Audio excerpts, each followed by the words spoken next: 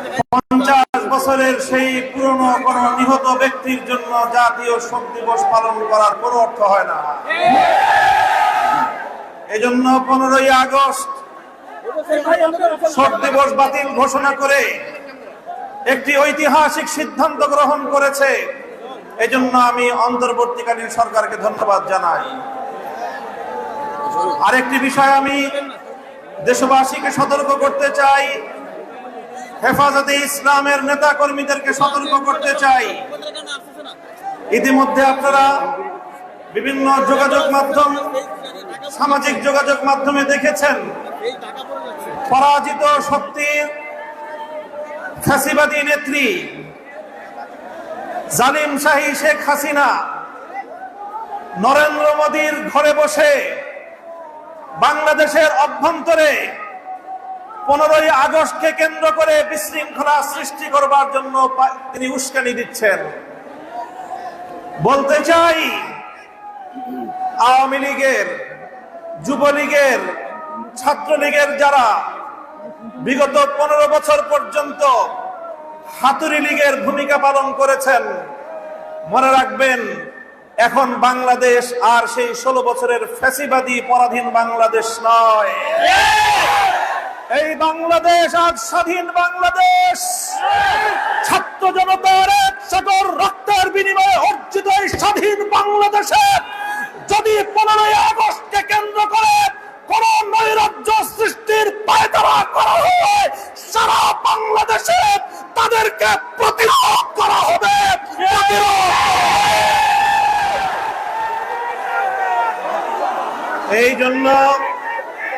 এই জন্য আমরা বৈষম্য বিরোধী ছাত্র আন্দোলনের নেতৃবৃন্দ, অন্তর্বর্তীকালীন সরকারের দায়িত্বশীলদের পাশাপাশি হেফাজতে ইসলামের নেতা কর্মীদেরকে আমি আহ্বান জানাতে চাই, আগামীকাল 15ই আগস্ট, 16ই আগস্ট এবং গোটা আগস্ট মাস জুড়ে আমাদেরকে সতর্ক থাকতে হবে।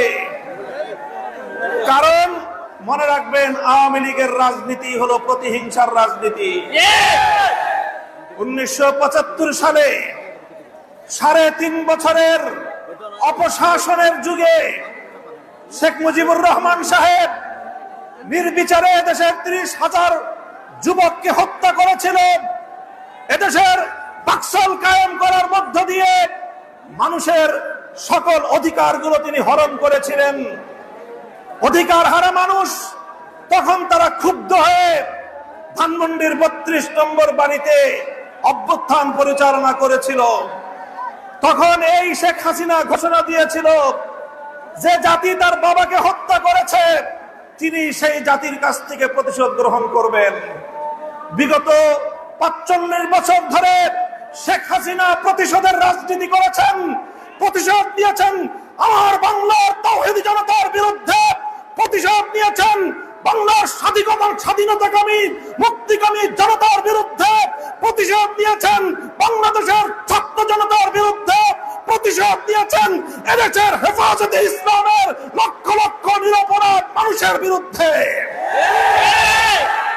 তিনি একজন খুনির নেশায় মাতাল, খুনের নেশায় মাতাল। আপনারা লক্ষ্য করে থাকবেন, যারা মাতাল হয়, মদখোর হয়, তারা সারাদিন যে যেখানে থাকে, দিন শেষে রাতের বেলায় সব মাতালগুলো একসাথে হয়ে মদ্যপান করে মাতলামি করে। বর্তমান পৃথিবীতে বড় বড় খুনের নেশায় মাতাল আছে। 1 নম্বর বিনিয়ামিন নেতানিয়াহু, 2 নম্বর ভারতের গুজরাটের কসাই নরেন্দ্র মোদী, 3 নম্বর বাংলাদেশের বিদায়ী ফ্যাসিবাদী শেখ হাসিনা। এই শেখ হাসিনা এখন গিয়ে খুনের নেশায় মাতাল হয়ে নরেন্দ্র মোদীর সাথে আখড়া করেছে। যদি বাংলাদেশের স্বাধীনতার উপর হস্তক্ষেপ করার চেষ্টা করা হয়, তাহলে বাংলাদেশের মাটিতে ভারতীয় দূতাবাস থাকতে পারবে না। শেখ হাসিনার বিরুদ্ধে বাংলাদেশে বিভিন্ন থানায়, আদালতে হত্যা মামলা দায়ের হয়েছে।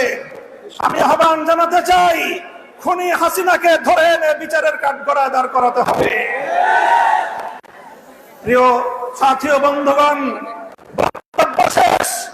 ইনশাআল্লাহ বিগত দিনে যেভাবে আমরা রক্ত দিয়েছি পিলখানায়, যেভাবে আমরা রক্ত দিয়েছি সত্তা চক্রে, যেভাবে আমরা রক্ত দিয়েছি মোদী বিরোধী আন্দোলনে হাটহাজারীতে, যেভাবে রক্ত দিয়েছি আমরা মোদী বিরোধী আন্দোলনে ব্রাহ্মণবাড়িয়ায়, ঠিক আগামী দিনেও দেশের স্বাধীনতা রক্ষার জন্য, ইসলামের হেফাজতের জন্য যদি আবার রক্ত দেওয়ার প্রয়োজন হয়, স্বাধীনতার ঝান্ডা নিয়ে রক্ত দেওয়ার জন্য প্রস্তুত থাকবে কারা?